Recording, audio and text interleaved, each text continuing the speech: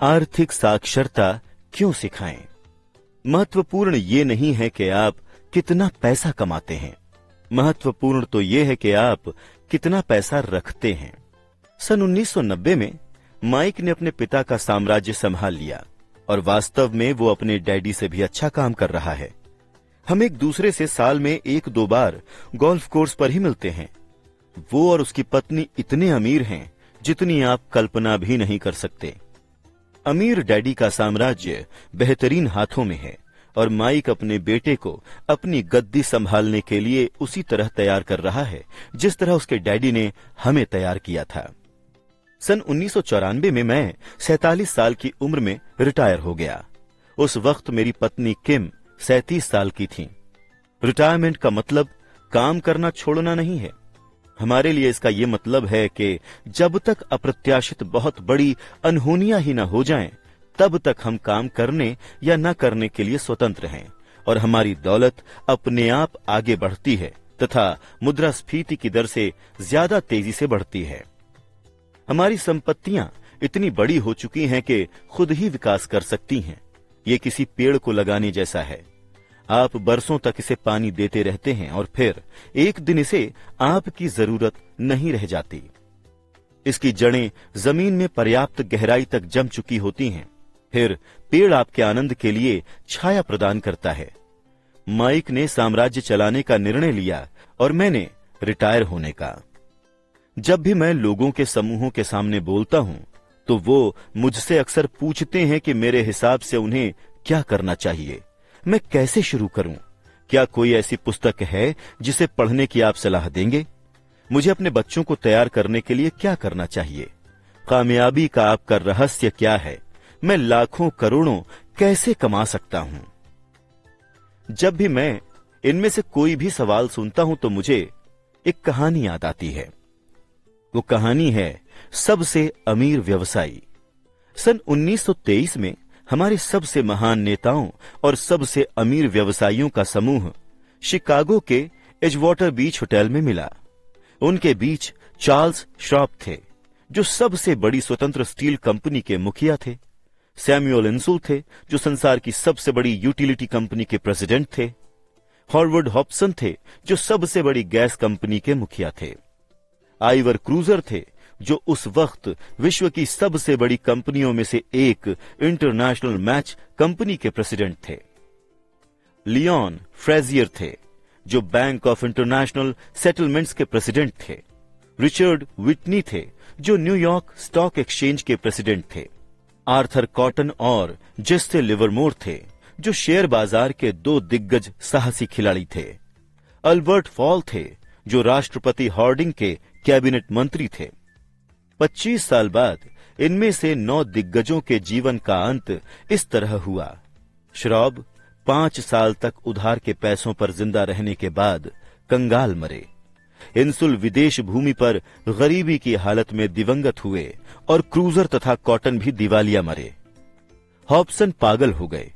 Whitney और Albert fall को jail से रिहा कर दिया गया और फ्रेजियर तथा लियरमोर ने आत्महत्या कर ली। मुझे नहीं लगता कि कोई भी ठीक ठीक बता सकता है कि इन लोगों के साथ दरअसल हुआ क्या, लेकिन हम अनुमान लगा सकते हैं।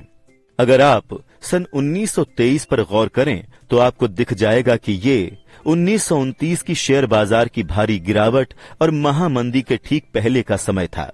मुझे लगता है कि इन दोनों घटनाओं का इन लोगों और इनके जीवन पर भारी असर पड़ा होगा। मुद्दे की बात यह है कि ये लोग जिस युग में रह रहे थे, आज हम उससे ज्यादा बड़े और तीव्र परिवर्तन के दौर में रह रहे हैं। मुझे लगता है कि आने वाले सालों में कई उतार चढ़ाव आएंगे जो इन लोगों के युग में आए उतार चढ़ावों जैसे ही होंगे। मुझे इस बात की चिंता है कि बहुत सारे लोगों का ध्यान पैसे पर तो बहुत ज्यादा केंद्रित है, लेकिन अपनी सबसे बड़ी दौलत पर उनका जरा सा भी ध्यान नहीं है, जिसका नाम है शिक्षा। अगर लोग लचीला बने, खुला दिमाग रखें और सीखने के लिए तैयार हों, तो वो कठोर परिवर्तनों के बावजूद ज्यादा अमीर बनेंगे। अगर वो सोचते हैं कि पैसा समस्याओं को सुलझा देगा, तो उन्हें राह में काफी मुश्किलें झेलनी होंगी। बुद्धिमत्ता समस्याओं को सुलझाती है और पैसे बनाती है।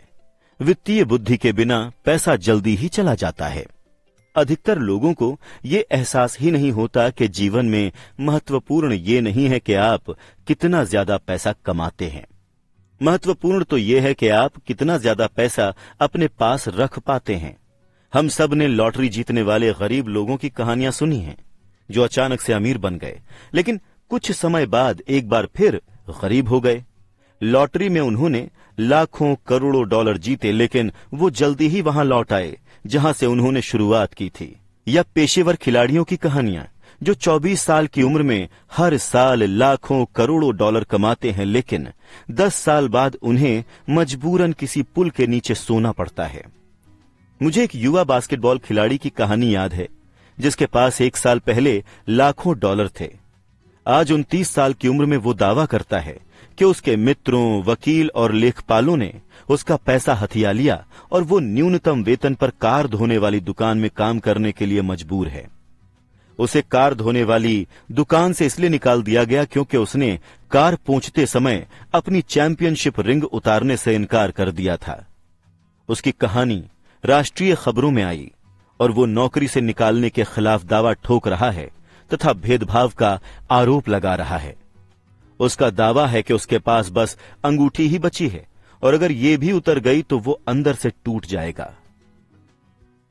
मैं बहुत से लोगों को जानता हूं जो तुरंत मिलियनेयर बन गए।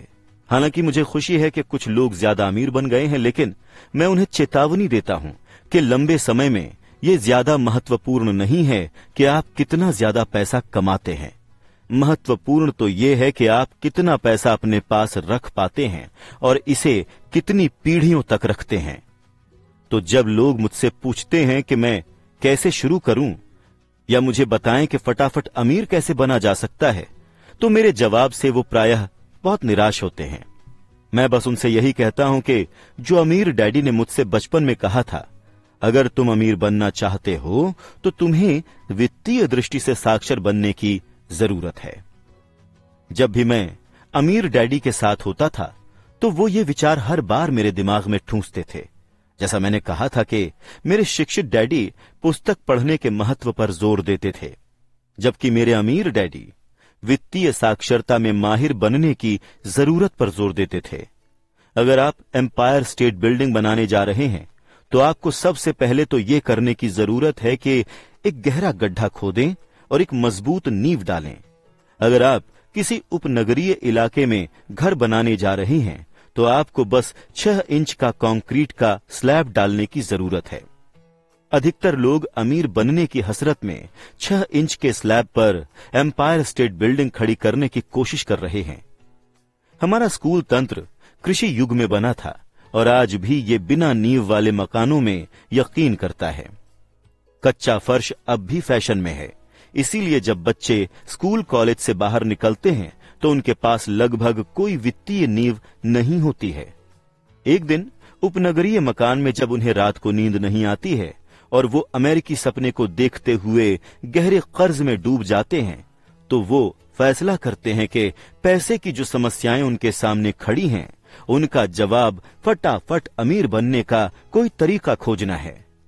इमारत बनने लगती है, ये तेजी से ऊपर जाती है और जल्दी ही एम्पायर स्टेट बिल्डिंग के बजाय हमारे पास उपनगर की झुकी मीनार आ जाती है।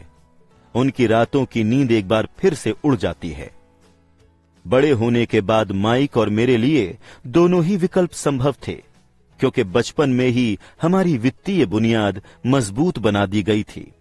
अकाउंटिंग संभवतः संसार का सबसे पेचीदा और नीरस विषय है, लेकिन अगर आप लंबे समय तक अमीर बने रहना चाहते हैं तो ये शायद सबसे महत्वपूर्ण विषय है।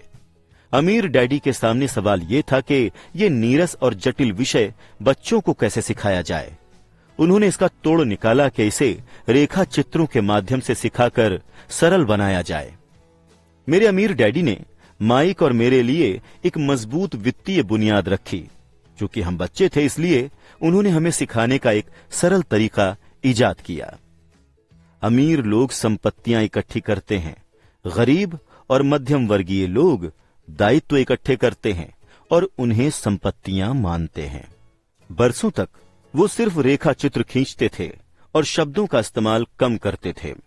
माइक और मैं सरल रेखा चित्रों की मदद से आर्थिक शब्दावली तथा पैसे के आवागमन को समझते थे।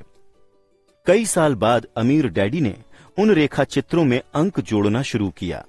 आज माइक ज्यादा जटिल और सूक्ष्म अकाउंटिंग विश्लेषण में माहिर हो चुका है, क्योंकि उसे अपना साम्राज्य चलाने के लिए ये करना ही था।